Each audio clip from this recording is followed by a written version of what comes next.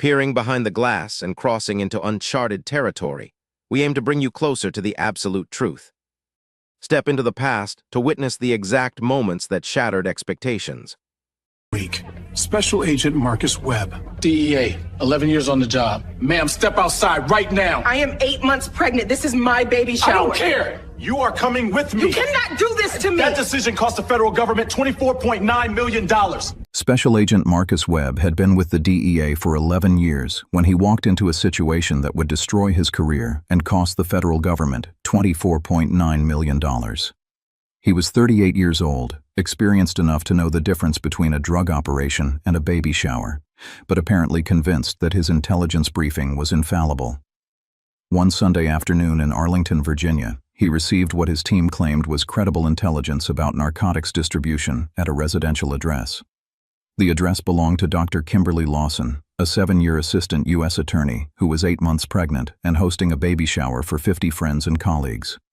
What Webb did next, ignoring her identification, dismissing witness testimony from 2 federal judges and a Virginia state senator, and searching her home for drugs that didn't exist, would become a textbook example of how tunnel vision destroys lives, careers, and public trust. Before we continue, where are you watching from? If this is your first time here, please hit that subscribe button. Stories like these need to be shared, and your support helps us bring more truth to light. A black woman in her mid-30s, 8 months pregnant, Dr. Kimberly Lawson stood in the foyer of her 3-bedroom colonial home in Arlington's Ashton Heights neighborhood, surrounded by pink balloons, gift bags, and 50 guests who'd come to celebrate her first child. Her hands instinctively moved to her stomach as 6 DEA agents in tactical vests pushed past her into the house. No crime, no drugs, no violation, just a federal prosecutor hosting friends for cake and presents. But Special Agent Webb had received intelligence that said otherwise, and in his mind, that intelligence couldn't possibly be wrong. The Lawson home sits on North Harrison Street in Ashton Heights, one of Arlington's established residential neighborhoods where brick colonials line tree-shaded streets and families walk dogs on Sunday afternoons. It's the kind of place where federal employees, attorneys, educators, and military families settle for the schools and proximity to D.C. The Lawsons had bought the house 4 years earlier, a modest 3-bedroom with a front porch, detached garage, and backyard perfect for summer barbecues. It was 2:45 p.m. on a Sunday in April. Bright spring sunlight streamed through windows decorated with pink streamers and "It's a Girl" banners. The living room was packed with guests, colleagues from the U.S. Attorney's Office, law school friends, neighbors, family members who'd driven in from Richmond and Norfolk. Folding chairs lined the walls. A gift table overflowed with wrapped boxes. A cake shaped like a baby carriage sat on the dining room table next to trays of finger sandwiches, fruit, and punch. Laughter and conversation filled the house. Someone was playing music from a Bluetooth speaker. Dr. Lawson's mother was taking photographs. A colleague was organizing a baby shower game, the kind of Sunday afternoon where nothing dramatic typically happens. Dr. Kimberly Lawson had been an assistant U.S. attorney for the Eastern District of Virginia for 7 years. 7 years prosecuting complex federal cases that required precision, legal expertise, and the ability to withstand intense pressure. She'd spent 3 years in the criminal division handling narcotics trafficking, organized crime, and violent offenses. Before that, 4 years in civil litigation defending the government against claims. She'd argued before the Fourth Circuit Court of Appeals. She'd tried 18 federal jury cases with a conviction rate above 85%. She'd worked alongside DEA agents, FBI investigators, and ATF officers. She'd coordinated with the Justice Department on multi-state prosecutions. She'd received commendations from 2 U.S. attorneys and a federal district court judge. Dr. Lawson had graduated from Howard University School of Law, where she'd been editor-in-chief of the Howard Law Journal and received the Dean's Award for Academic Excellence. Before that, she'd earned her undergraduate degree in political science from Spelman College.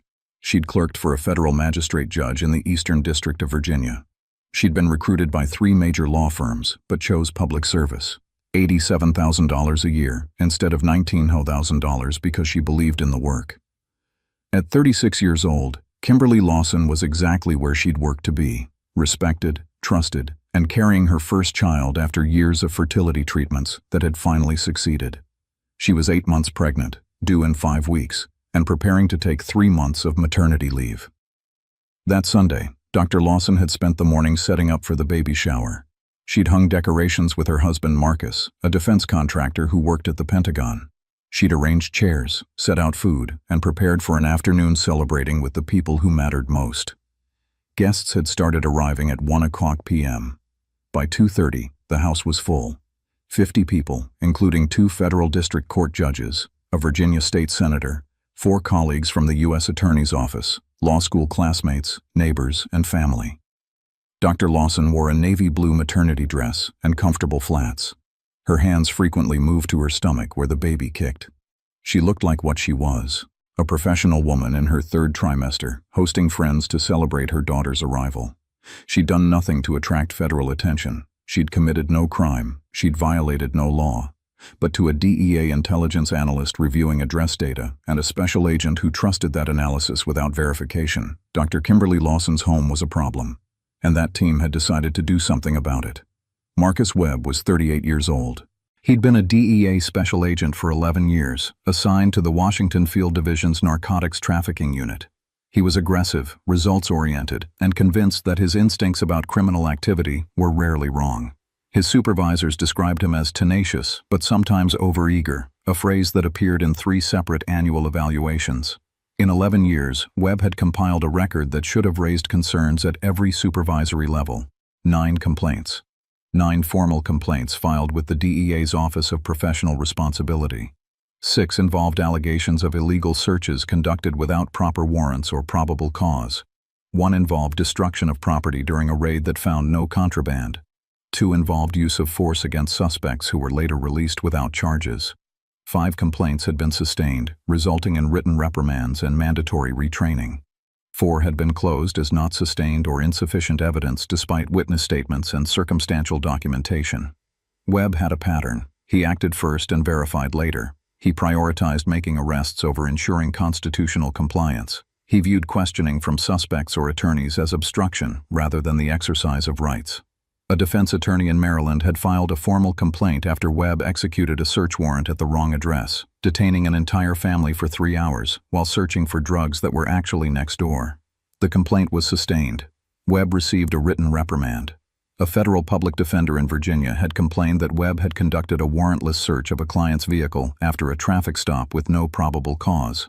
The drugs Webb found were suppressed at trial. The case was dismissed. Webb received mandatory Fourth Amendment training. A homeowner in D.C. had sued after Webb's team broke down his door at 6 a.m., based on intelligence that turned out to be a week old.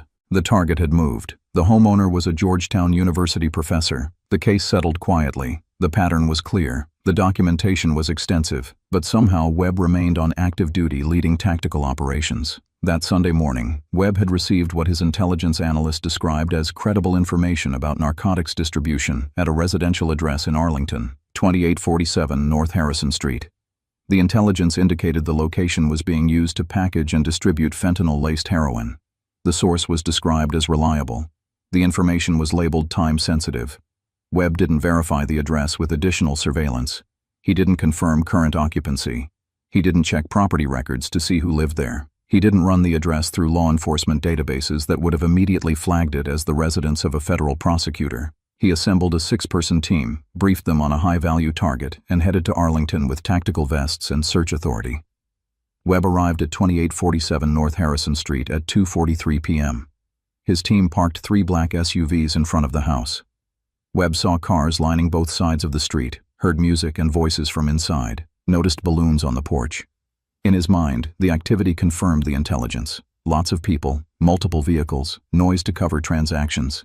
This had to be the operation. He didn't see a baby shower. He saw a drug operation using a party as cover. Webb walked directly to the front door with 5 agents behind him. Do you think federal agents should face automatic suspension after executing raids at wrong addresses? Drop your answer below. Dr. Lawson was standing near the gift table, opening a present from a colleague, when she heard heavy footsteps on the porch. She looked up and saw the front door open without a knock. 6 men in tactical vests with DEA across the chest walked into her living room. The room went silent. Conversation stopped. Someone turned off the music. 50 people turned to stare. Webb scanned the room. Balloons, cake, presents, well-dressed guests. His mind processed what he saw and forced it into his preconception. Party as cover. Lots of people to blend transactions. Gifts could contain product. His eyes landed on Dr. Lawson, 8 months pregnant, standing near the gift table. "You need to step outside. Now." Dr. Lawson's confusion was immediate and complete. "What?" "I'm hosting this party. This is my house." Webb's voice was clipped, authoritative. "We have credible intelligence that illegal activity is taking place at this address." "Illegal activity?" Dr. Lawson looked around at judges, attorneys, a state senator. "This is my baby shower. We're having cake." One of the federal judges stood. "Agent, I'm Judge Patricia Morrison from the Eastern District of Virginia. I think you have the wrong address." Webb didn't look at her. "Ma'am, I'm going to need to see identification and proof of residence. I live here." Dr. Lawson gestured around the room. "My name is on the mortgage. My driver's license is in my purse upstairs. These are my guests. You're at the wrong house. That won't be necessary." Webb motioned to his team. "We're conducting a search. Everyone needs to exit the premises immediately." The crowd erupted. A state senator pulled out his phone. Neighbors started recording. A colleague from the U.S. Attorney's Office stepped forward. "Agent, I'm Assistant U.S. Attorney David Chen. I work with Kimberly. This is her home. This is her baby shower. You need to verify your intelligence before proceeding." Webb's jaw tightened. "Sir, step back. This is a federal operation." Dr. Lawson felt panic rising in her chest. Her hand moved to her stomach. The baby was kicking hard. "You're making a mistake. I'm Dr. Kimberly Lawson. I'm an assistant U.S. attorney for the Eastern District of Virginia. I prosecute narcotics cases. I work with DEA agents every day." Webb pulled out flex cuffs. "I don't care if you're the attorney general. You're obstructing a federal investigation. This is where assumptions become accusations." Special Agent Webb had received intelligence about a drug house. When he arrived and saw a crowded home with activity, his confirmation bias was complete. Every piece of evidence after that, the professional guests, the baby shower decorations, the identification from a federal prosecutor, was filtered through his initial assumption. He wasn't looking at a baby shower. He was looking at criminals using a party as cover. One of his agents whispered, "Boss, I think this might actually be a baby shower." Webb ignored him. "Search the house. Everyone outside. Now." Dr. Lawson knew she had a choice. She could assert her rights and risk this escalating to physical confrontation while 8 months pregnant, or she could comply, document everything, and pursue accountability later. She chose her daughter's safety over resistance. "I'm complying under protest." Dr. Lawson's voice carried across the silent room. "I am Dr. Kimberly Lawson, Assistant U.S. Attorney, Eastern District of Virginia. This is my home. This is my baby shower. These agents are conducting an illegal search based on false intelligence. Everyone here is a witness. Please record everything." Phones were already up. A dozen people were filming from different angles, capturing everything. Judge Morrison stood near the doorway, her expression a mix of outrage and disbelief. The state senator was on the phone with someone at the Justice Department, his voice urgent and angry. A neighbor from across the street, an attorney with the ACLU, stepped forward. "Agent Webb, I'm recording this. You've been told multiple times this is the wrong address. You've seen identification. You have no warrant. This search is illegal." Webb's face reddened. "Ma'am, step back or you'll be arrested for obstruction." Another guest, a law professor from Georgetown, pulled out her phone. "I'm Professor Sandra Mitchell. I teach Fourth Amendment law. This is a textbook violation. Every student in my class will study this case." Webb ignored them all. His team continued working. But the crowd was growing louder, more vocal. Someone called the Washington Post. Another called a civil rights organization. A third was live streaming to social media. Webb motioned toward the door. "Everyone outside. Now. This is a federal crime scene." The guests filed out slowly, murmuring, recording, making calls. Dr. Lawson's mother was crying. Her husband, Marcus, tried to stay but was physically removed by 2 agents. 50 people stood on the lawn and sidewalk, watching as DEA agents searched the home of a federal prosecutor. Inside, Webb's team moved through the house systematically.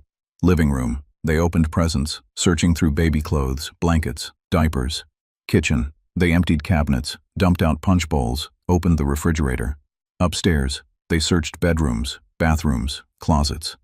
They found Dr. Lawson's home office with shelves of legal casebooks, case files from the U.S. Attorney's Office, framed certificates from Howard Law School and the Eastern District of Virginia.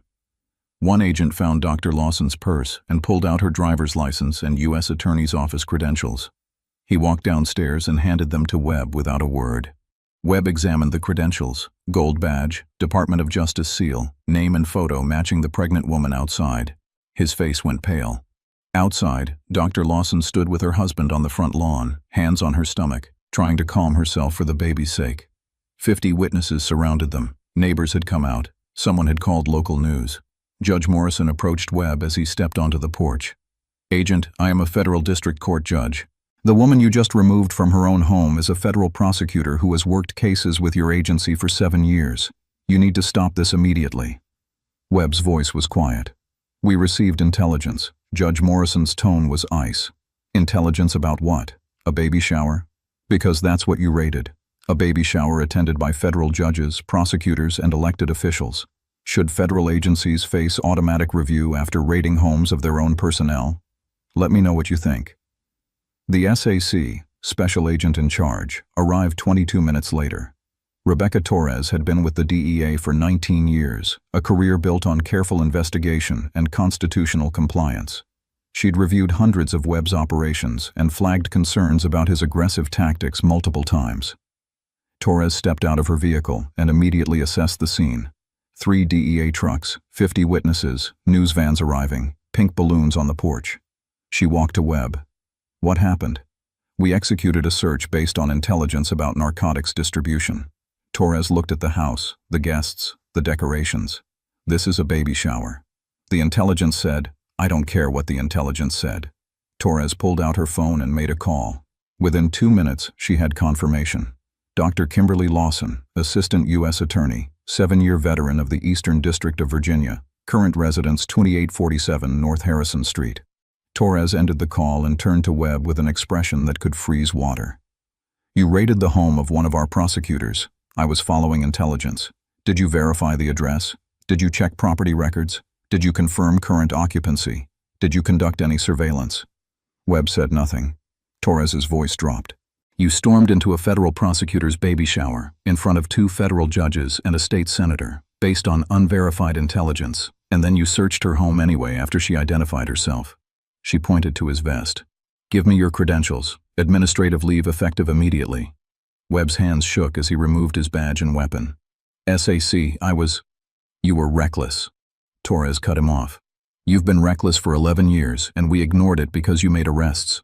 But this time you targeted one of our own prosecutors while she's 8 months pregnant and hosting a baby shower." She turned to the other agents. "Pack up. This operation is over. Everyone apologizes to Dr. Lawson and clears out now." Torres walked to where Dr. Lawson stood with her husband, still visibly shaken, one hand on her stomach. "Dr. Lawson, I'm SAC Rebecca Torres. On behalf of the DEA, I sincerely and unreservedly apologize. This was inexcusable.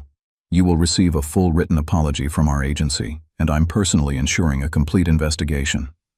Dr. Lawson nodded but didn't speak. She was documenting everything mentally. Every word would matter. "I'm also notifying the Justice Department and your office immediately." Dr. Lawson's voice was steady but cold. "Good.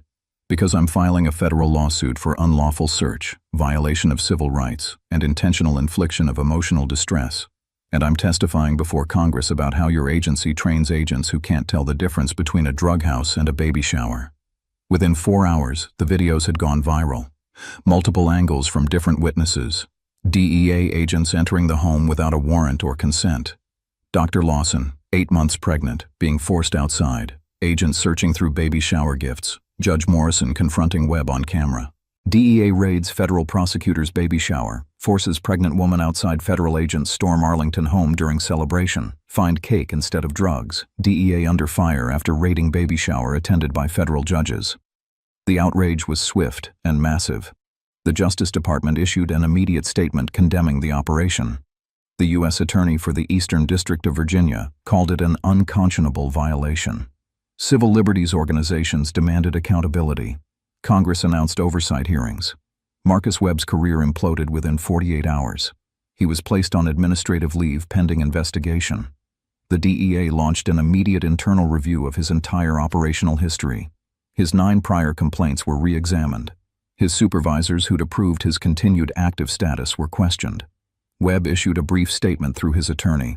"I relied on intelligence that proved to be inaccurate. I deeply regret the distress caused to Dr. Lawson and her family. The intelligence analyst who'd provided the address was suspended. The address had been wrong, a transcription error from a wiretap. The actual target lived 3 miles away at a different Harrison Street address in Alexandria.